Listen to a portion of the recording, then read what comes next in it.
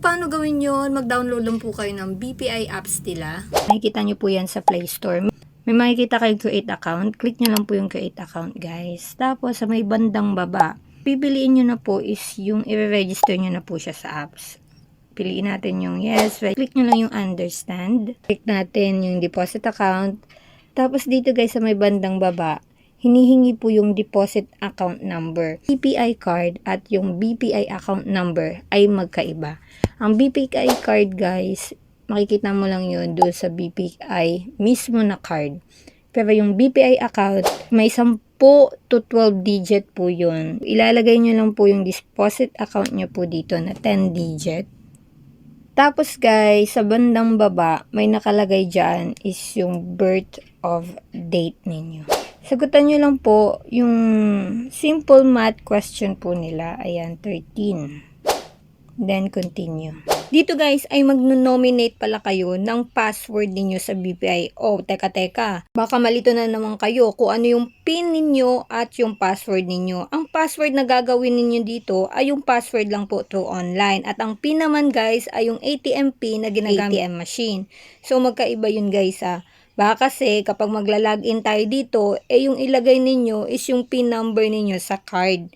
Hindi po yun. Yung gagawin natin dito is yung PIN ninyo o yung password ninyo na gagamitin sa pag-login dito sa BPI apps through online. Next naman guys ay ilalagay ninyo yung active na email address ninyo guys at i-confirm nyo siya sa pangalawa po. Hindi nyo naman na kailangan na ilagay kung saan ninyo nalaman ang BPI apps.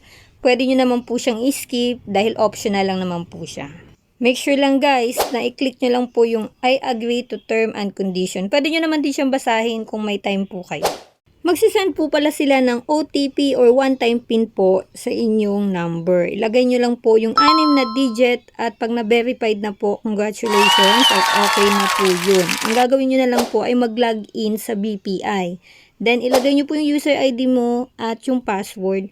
Then, tada! Ito na po yung makikita ninyo na interface sa BPI. Sa my account, guys, ay doon yung makikita yung lahat ng savings account ninyo, mapa-credit card, mapa-loan, at personal loan. Sa Move Money naman, guys, ay doon yung makikita yung transfer money, pay bills, load e-wallet, load prepaid, at yung mga bills ng Meralco. Pero hindi po lahat ay nandito. Optional lang po kasi yung mga partnership nila. Sa may product naman guys, ay dun yung makikita kung gusto nyo pang mag-open ng savings account, mag-open ng time deposit, open ng investment, apply for credit card, apply for housing loan, apply for auto loan, at mga insurance at iba pa. At sa more naman guys, ay dun yung makikita yung mga services, transaction, at card management po ninyo. Nandito din po yung foreign exchange, settings, at contact support nyo. Sana nakatulong ang video to. Kung nakatulong man ang video to, please give me a like, and please don't forget to subscribe para sa tuloy-tuloy na panonood ng mga informative video na kagaya neto. This is Yanch and see you to my next video. Bye-bye.